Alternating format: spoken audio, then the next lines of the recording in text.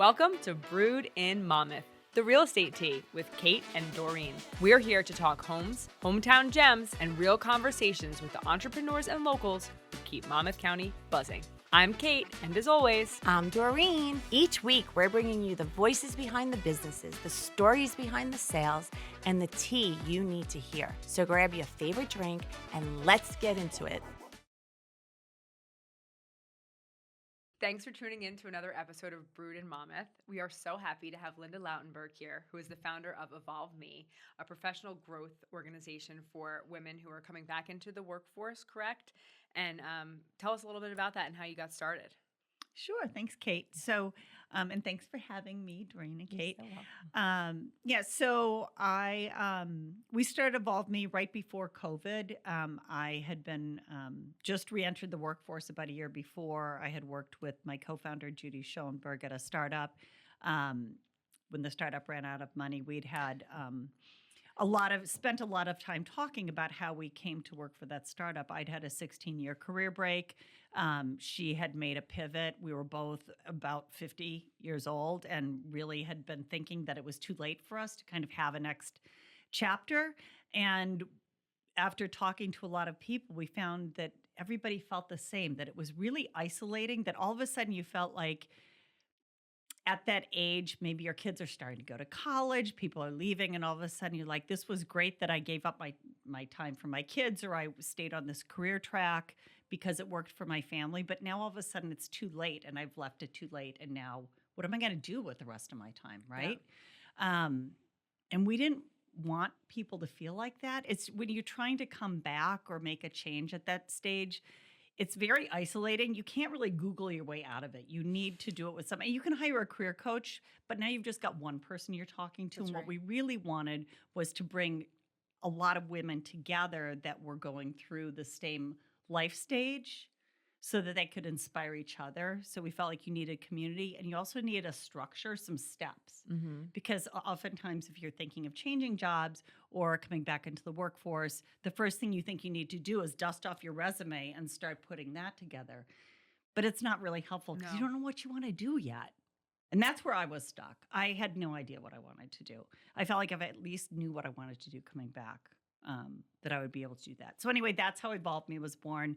Fast forward, we've run 11 cohorts of women, about 15 at a time, that are at that kind of midlife messy stage and wanting something different, whether it's, changing careers. Sometimes women stay in the same thing, but they just want to explore it, right? And they can't figure it out themselves. They feel stuck.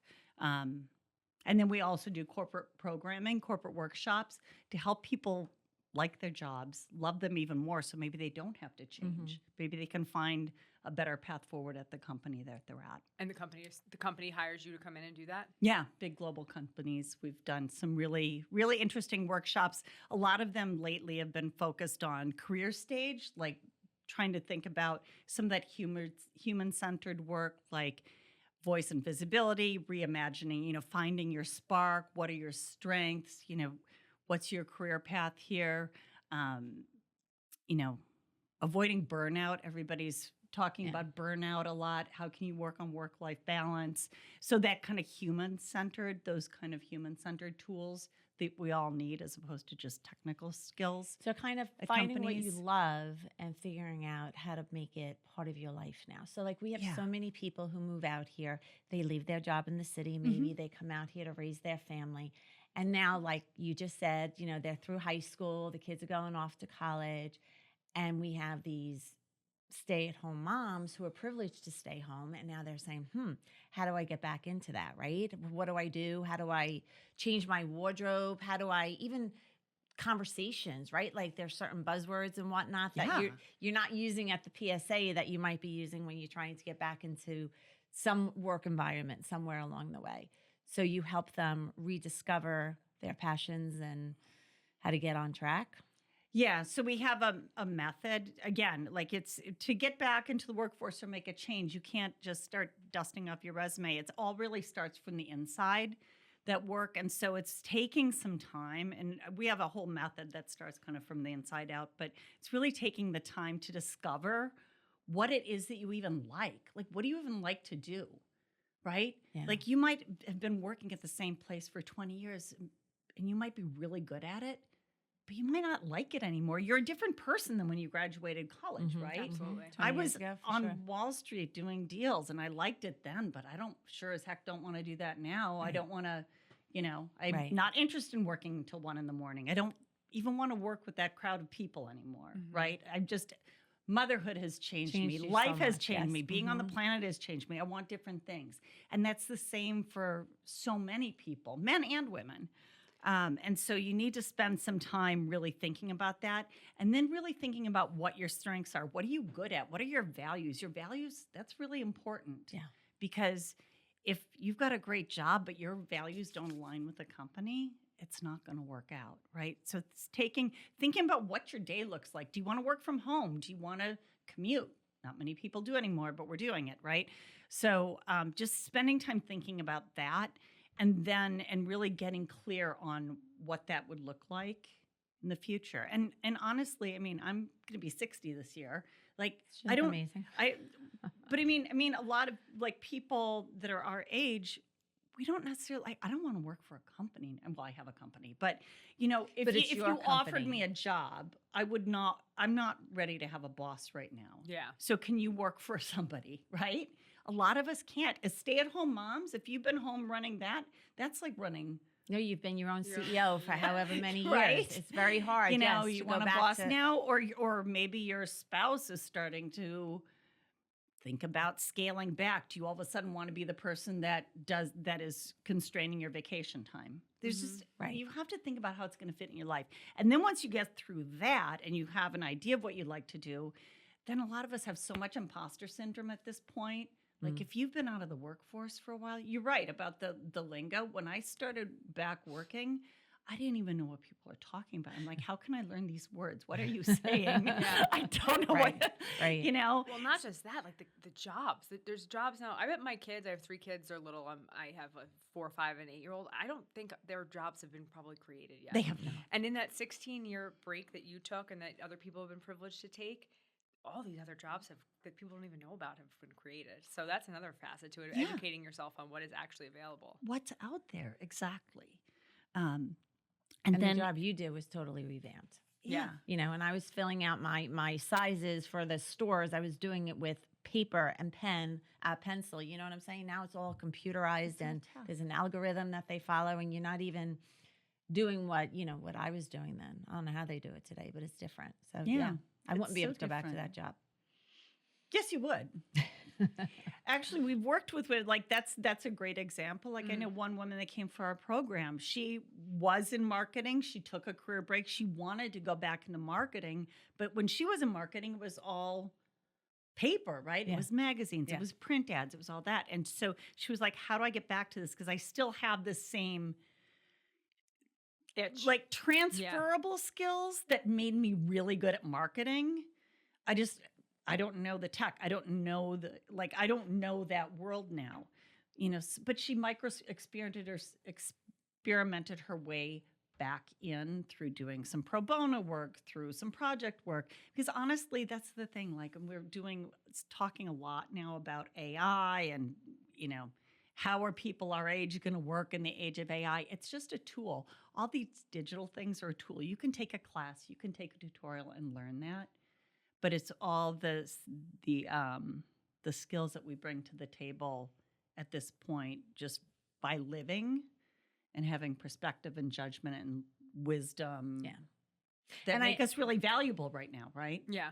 And I think the first step is not expecting it to be what it was, accepting the world as it is today and saying change is good and I'll figure it out. Like you have to adapt, right? The people who don't adapt are the ones who just fail and they can't move on. But listen, we're not milking the cows anymore and we're not riding horses, right? So everybody learn to adapt. That's a great way to see it. And we have to, even with AI and whatever else is coming after that, as a human race and as workers, whatever it is that we're doing. Do you find that companies are willing to take on a pro bono employee or like a consultant? Is that something that's widely done? I think it depends on the company. There's a lot of different ways once you kind of have an idea of what you want to do. Again, it's kind of like our kids. Your kids are really little. They're babies. Mine are old. Mine are still getting into the workforce or new in the workforce. Like when you come out of high school or college, everybody doesn't need to go to college, but whenever you take that first job, like you've never had a job before, you don't even know like what it's like, right? And the same if you're making a change or coming back. The first thing that you do doesn't have to be the be all and end all, but there's a lot of ways to kind of try it out. For example, if you thought you wanted to switch into, if you had always before your break or up until now been in strategy and you wanted to try marketing, there's a million nonprofits that would let you help out in that area and learn from other people that know how to do it. There's all kinds of ways to experiment your way in and learn from others and also see if you like it. Yeah. Low risk kind of strategies. That's interesting. Yeah. Or take the job because people don't stay in jobs that long anymore anyway. So if you do land something and it doesn't work out, it's okay. Yeah. It's okay. What kind of a salary do you expect if you've had a big, long career break? Is it like, are you starting out? Does it make a meaningful financial impact on your family, or can you expect to make a lot less in the beginning? I think it depends on what you want to do. Yeah. For instance, if you came to me and said, I want to get back into Wall Street and I would really like to work for JP Morgan, they have reentry programs. If that's what you want to do, they're competitive, but you can work it. And eventually you'll work your way in and be competitive. I think it depends on what you want, but when you're looking, you have to kind of balance everything that you want out of your next chapter, right? We buckle up because when they go to college, they need you even more than I think, you when they were at home, right? It's like the older they get, the more consequential everything is. If you have kids, and if you don't have kids, you got to drive mom to the doctor, right? So it's just women's careers are just different. So a lot of times we need more flexibility. So that sometimes comes with an economic cost, right? So you have to kind of have the whole spectrum of what's important to you: flexibility, lifestyle, money, purpose. Whether you want to be able to work from home, it's like there's a whole spectrum of things that you have to consider when you're thinking about what you want to do next. Right. But there's also, it's very interesting, like a couple of parallels are coming to mind here. Like how you're saying you can micro-experiment with certain different jobs or companies, right? It's sort of like when people are making the big move to Monmouth County. Sure. So you might not know what town you want to move into because your friend lives in Middletown, your other friend lives in Fairhaven, but they're very similar yet so different, right? So what do we usually recommend? Rent, right? It's sort of like what you're saying, just kind of rent for a year, drive around, figure it out, because you might think you want this neighborhood, but you might really wind up loving this neighborhood instead. So, that was one parallel that I was just thinking that is, just part of life. And when we are making changes, it's trying to figure it all out. And I have to say that, honestly, that's interesting because I think that where you live can also, again, as women. So I have this story from when I was at a business school reunion that all the guys were all talking about what they were doing and getting together and updating. And this was like 10 years out. And I was talking to 5 women and everybody was apologizing for something. Like a couple of us were like defending the fact that we were staying at home and not working right now. And my roommate was defending the fact that her husband was staying at home with her kid because she was an MD at Bain. And, somebody else was like explaining away why she hadn't had kids or gotten married yet because she was really career focused. And that's just kind of what happens with women, right? So it's always like we feel like we have to explain why we're doing what we're doing. But I left the workforce, like I think if we would have stayed in the city, I would have kept working, right? But we moved to Monmouth County. I wasn't about to drive into the city to work. I had little kids at home, and I was going to have more. And honestly, this community was really all about single income families. And I had to adjust to that at first. I kept telling people what I used to do. But honestly, that 16-year period, I am so unapologetic for that. I feel so blessed that I stayed at home with my kids for that long. You know, and I think, but I was really comfortable in this community, but somebody that was just like career driven, like might not have been. Or they would have hired a nanny and figured or it they out would that have way. hired a nanny and done the commute. But I think that like where you live, like can. Sure. And then they wouldn't have been renting. They would have been in a 5-bedroom house with has perfect space for the nanny. But, you know, Linda, I think it's really what you're saying about being unapologetic. It's life. We're all living life, right? Yeah. We're all different people. We're all living different lives.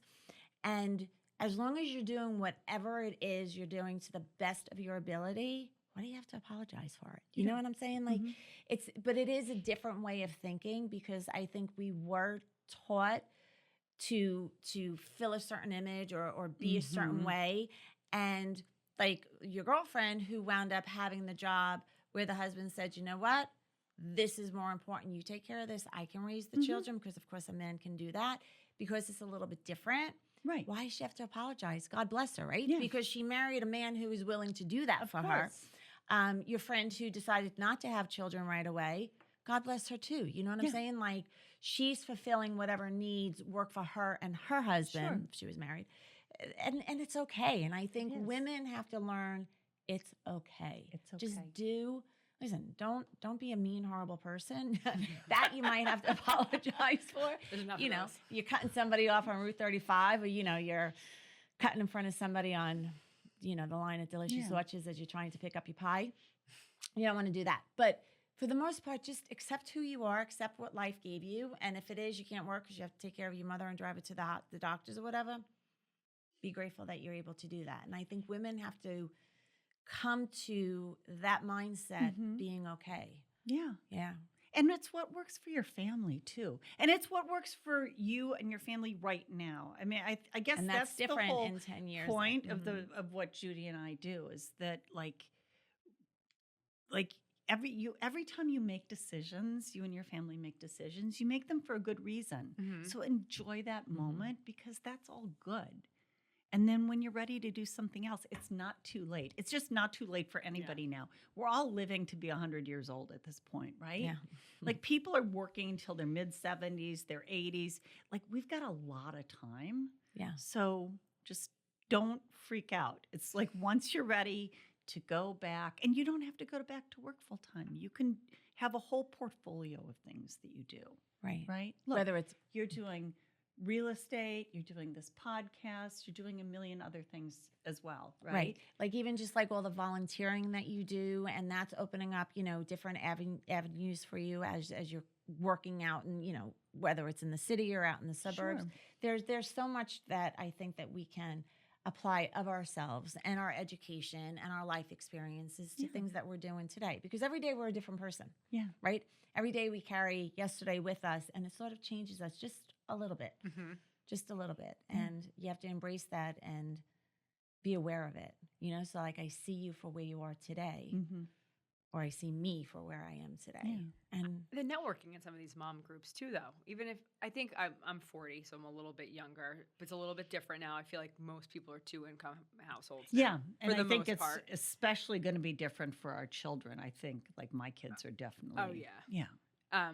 But I know people have had jobs that are not working for their family, and they found them right in Fairhaven. They've just been talking to other moms and stuff. So there is support in community. And I think one thing people do is get isolated sometimes when they have babies. Yeah. And stay in, especially in the beginning. Remember, we had Daniela from New Mom School to kind of help fight that, which is a really great organization too. But you can, if you kind of just stay connected to people in general, you can always find a network that could help you when the need arises, or the wish, you know. Yeah, or just to help you. I mean, like you need your own personal board of advisors, right? Yeah. People that really know you and get you in all kinds of different ways. Yeah, right. What's in all, you need that group, right? Yeah. But you tend to gravitate towards people who are like-minded, right? So just by having those relationships and talking and opening up needs and wants and dreams and all that other stuff, that creates conversation, that creates opportunity. Yeah. And then it's up to you to seize on it or not. Like, you know, we had somebody else here who did a complete pivot from working in corporate to owning, a candy shop basically, right? So That's so fun. Yeah. it really is, right? So it's really interesting how, you have somebody working in corporate and now they own a restaurant or whatever it might be. Like just believing in yourself and taking advantage of opportunities that come your way and then making the best of it. You're opening my eyes a little bit. I have a question. Sure. Is corporate America a little kinder now, like to these flexible lifestyles, or? I think, you know what, the whole world is going through waves of, I think it just depends on the company, right? And what works for them and what the industry is like that they're in, and whether they need you to be there every day or whether they don't. And honestly, you might be, as somebody that's looking to work, like if I was going to work for a company, I wouldn't want to work at home by myself all the time. Yeah. Right? Like that'd be part of what I'd be looking for yes. for me personally from my job is to go someplace and see people every day. So I think that just kind of all goes into that's how you learn. It is how you learn. It is. But doesn't work for everybody. Some people wouldn't be able to do that because of whatever situation they have at home. But that would be another thing in the whole spectrum of what you're looking for in your job. Yeah. Like I was in my office today. I got nothing done. I really do work better alone. I think it's better for people that work with me and they want to pick my brain for me to be there. That's great, but I can't do it every day, or my sales would go to literally zero. You do real estate too, I right? do too. Yes. So I mean, but I think it could be kind of ideal, right? That could be kind of the ideal thing because you can work.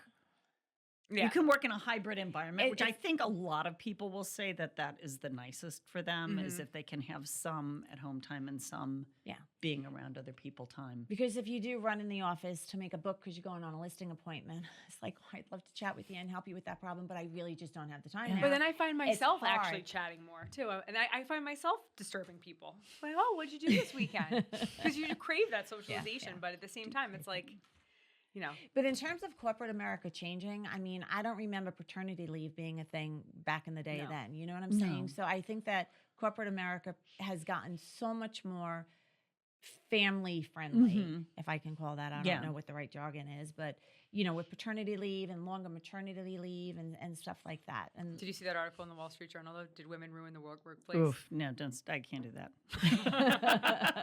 Next. Yeah. No. Yeah. But I think both of you, was real estate, Kate, your first career? No, my second career. I worked I had in private wealth management for a long time. Okay. You could say I thought of going into that, actually. Yeah. That would have made a lot of sense for me as a second career. And I still haven't ruled it out to do that eventually. Yeah. Right? But you have to say it's your third career because you were a mother in between there. Yes. Don't discount that and you motherly to be career. Yeah, you could do it forever. Forever. So that's the career that never ends. But I guess the point I was going to make, because I know you started out in the Garment District and Bloomingdale's, and then you were at home, but you were the boss of all of Homedale schools. When she says that, we're very involved in a lot of different. And now you do this, but have you ever thought about so what you're doing now, the skills that make you really good at helping people find the right home for them? What makes you good at that is the host of everything that you've done since you took your first job. Oh, right? I think even before that. But even I mean, your childhood. You just learn, but I mean, yes. even you take it all with you. I think that the time, I don't in the work that I do now, I don't bring anything from any of my time in finance or my MBA or any of that. That's not correlate. Yeah, those are not the skills that I'm using now. It's all the skills that I was doing as a parent, being on committees, a lot of volunteer work, board work. Running committees and things like that for nonprofits that got me to where that showed me that this was a skill set that I could use now. And I have not done any spreadsheets up along the way. But what do they say? That we're a tapestry of our yesterdays, right? Yeah. And we truly are. So whether we're conscious of what we're bringing, moving forward with, or it's all on some, deep subconscious level, all those experiences do make us who we are today. And it, lets land where we want to land, live where we want to live, and embrace those neighborhoods and zip codes the way that we want to. And they change us too, because then we become part of that community. But that's what humans do. We need that. We need people. We are part of a community. Yeah. And also like thinking about like what you're doing, you know, at this point in your career, you're also, unless you're single and don't have any parents or any children, you're also not operating in isolation, right? So the ideal corporate candidate. Yeah. Right? So you also have to factor in, like, you know, if you're married, like, what is your husband's work schedule like? Does he have a lot of flexibility and he can take off and coach kids after school and, you know, coach the softball team?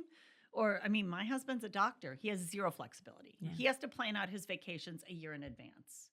So, like, if one partner is really not flexible, the other has to be really flexible, right? Yeah, right. Maybe you have special need kids. I can't tell you how many people that have been through our programs that every time there's at least, out of the 15, there's at least 2 or 3 who had special needs children, and that really impacted what they chose to do with their career. Right.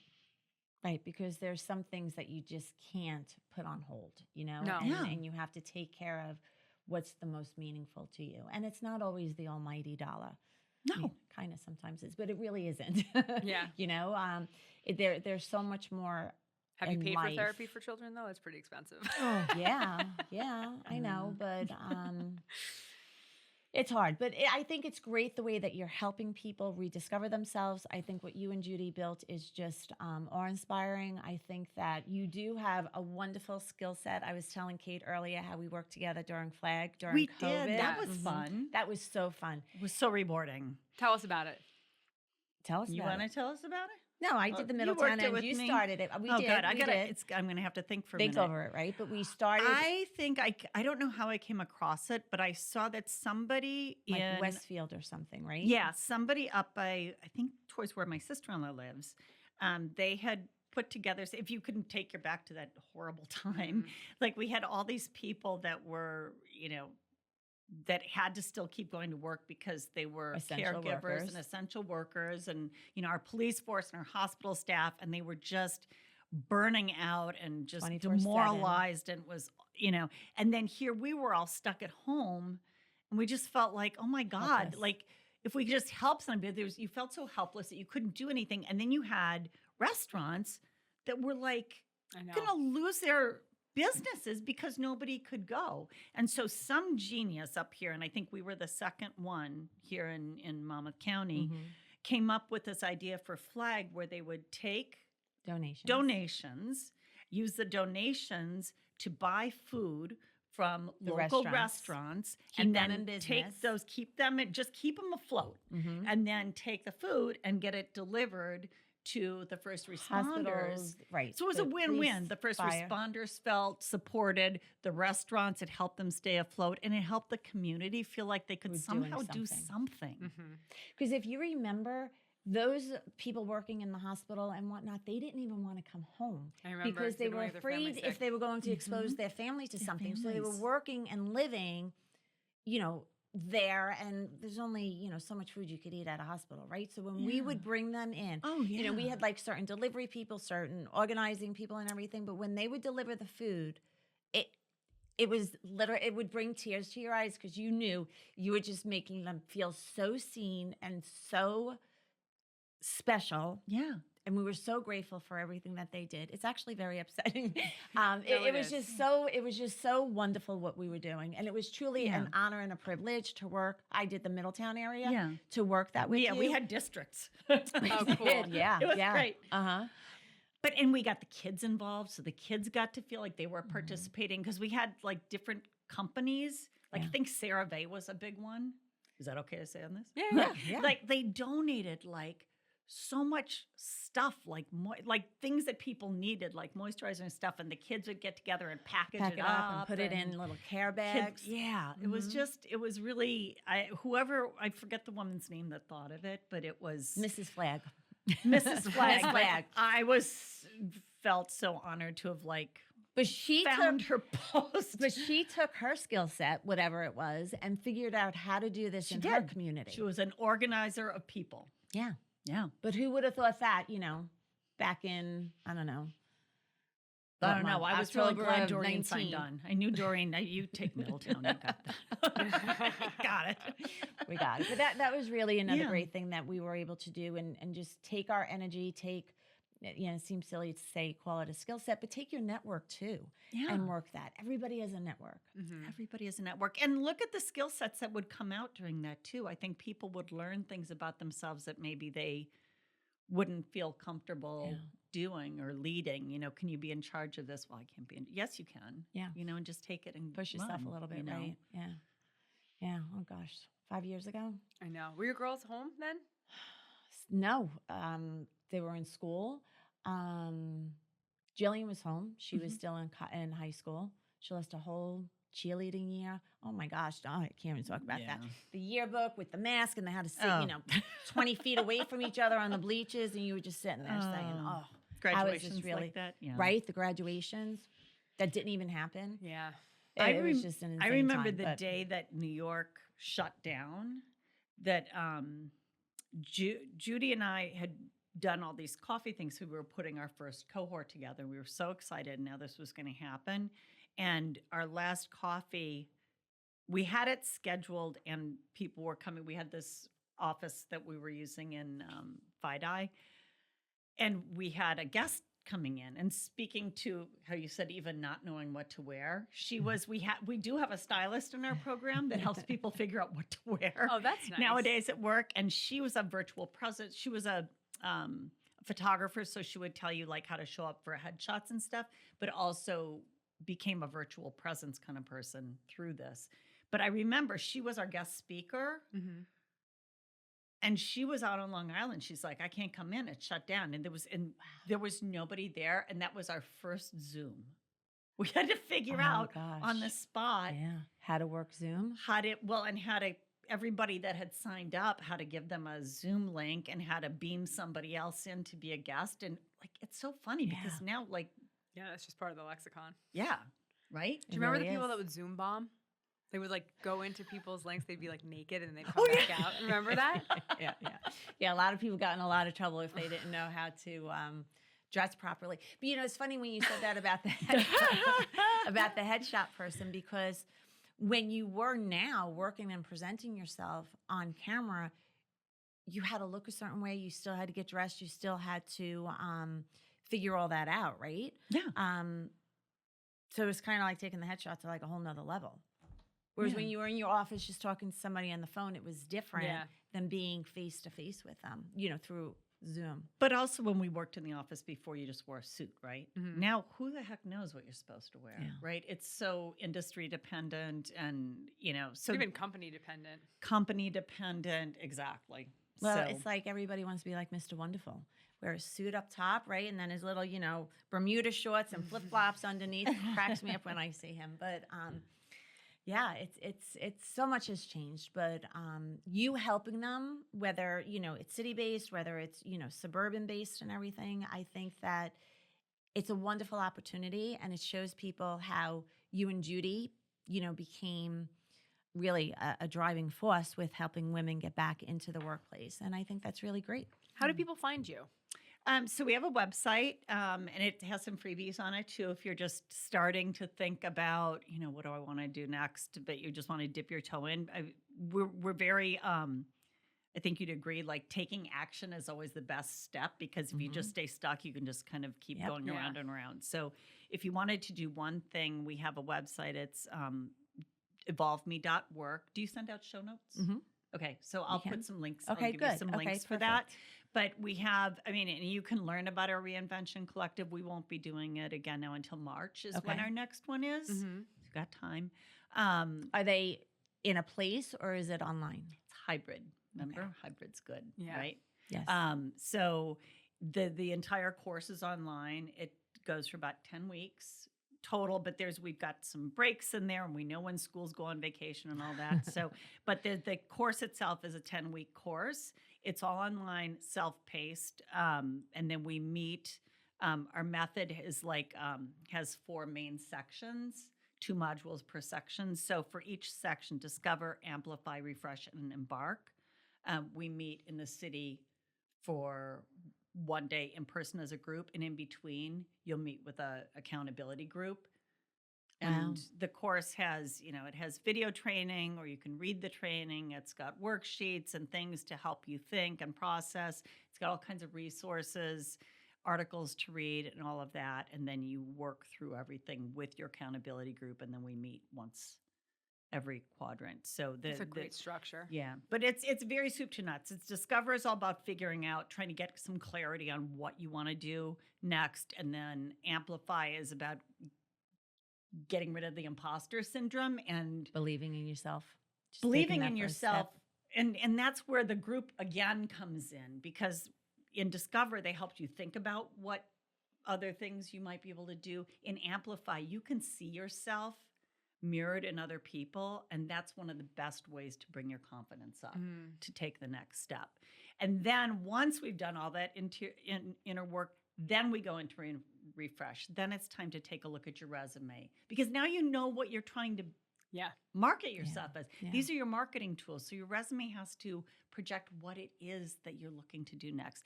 And even more important than that is your LinkedIn. So we do a whole section on LinkedIn, and we go on to personal branding and networking strategies, because you're right, it's all networking, right?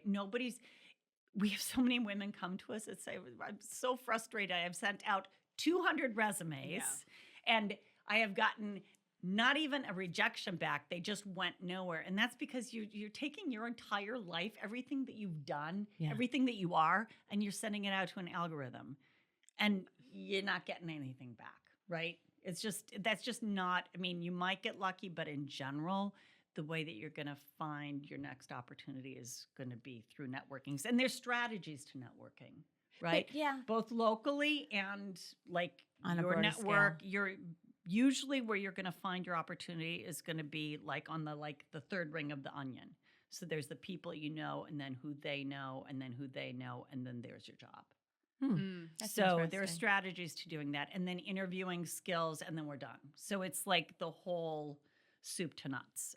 This is probably where the word being authentic comes into play 100%, because you really have to find what is going to make that spark in you, right? Like you have all these different thoughts, all these different opportunities, but what's going to make you really want to change your entire life and embrace this? So you have to know a lot about yourself, which I think by the time you're 40, 50 years old, you know so much more about yourself than you did the when you're program 20. too, which kind of you need some structure. Yeah, the structure will help to bring you need structure, and you need other people. And you need people that are going to help build you up, right? Put the crown on, make sure it's straight, and just build you up and give you that confidence to just go forward and be yourself. And what level of education do you work with? Is it all levels, or are you looking for more corporate? I have to say, generally, I would never tell somebody that they didn't have the educational level to do our program, but no, we have people that,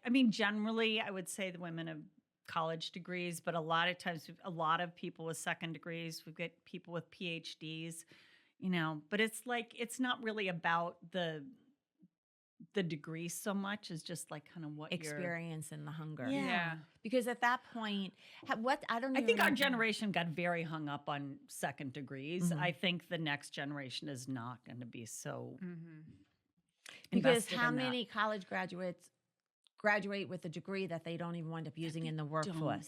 Right? I forget what the I could percentages, do a whole other conversation on that about because we work with young people too in our corporate workshops, and it's just because they need the same kind of training, honestly. I'm sure they do.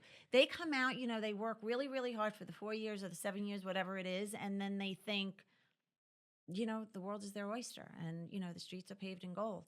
And then they realize it really isn't, and it's hard, and it's competitive, and, they have to, I don't want to say fail, but, our mistakes teach us, right? Yeah. So they have to go through that, and they have to. It's okay that job didn't work out for you. There's going to be a better job for you somewhere else. Sure. And it doesn't mean they have to get fired, but they no, just that you're not happy here. If you start at this company and you're just not jiving or vibing with it, it's okay to want to find a different company, right? Different career. And I think that that's one thing that also has been normalized. I should also say, like, even LinkedIn will let you, like, they now have a place where you can put that you have a career gap, and that's like okay. But careers just aren't linear anymore. And I feel like, at least at my age, like, I started out at Prudential Investment, and the people that I worked with there, they were lifers. That was the generation before us. You joined a company and you stayed there for years and years and years. What they call them, like the gold man. watch, the gold watch club or something. And obviously that has gone out the window a long time ago. But it's also, careers just aren't linear. Like it's not even about like just going from company to company in the same industry. Careers are messy and zigzaggy, and that's so normal now, and it's so okay. It is, and I don't think a career gap is a negative thing. No. Right? I mean, short of maybe being incarcerated or something. Like depends on what it is. Well, that's a whole different skill set. That is true. You're doing something. Like you're not laying on ice for all these years. Nobody's sitting on the couch eating bonbons, right? Right. So it's all about, that's another thing. It's like that we work on in the program. It's all about developing your career story and owning it. Yeah. And so that you can tell it. And that's why you need to go through a networking process, because that's when you're going to get a chance to, like, so people can understand your career story. So you can own it, so you can explain, like, not explain, but also probably, sort of. Linda, how many people think that, they're the only ones that went through this or had this Everybody. gap or whatever, right? And then you wind up talking to a room full of people and you're like, oh, you did too? Oh, you did too? Well, oh, you that's did too? how right? you get rid of imposter syndrome, because you also Yeah. think I'm the only one that feels like, Yeah. I think what you're doing is amazing. I do too. And it's life-changing, and, it's bringing people, giving them the confidence to maybe leave the city, come out to the suburbs, and then know that, they're still going to have a future doing whatever it is, wherever life takes them at that time. And I've got to tell you, I mean, there is no better place to live, I don't think, than Monmouth County. Yeah, I agree. So thank you for helping people find homes here. Oh, because Yeah.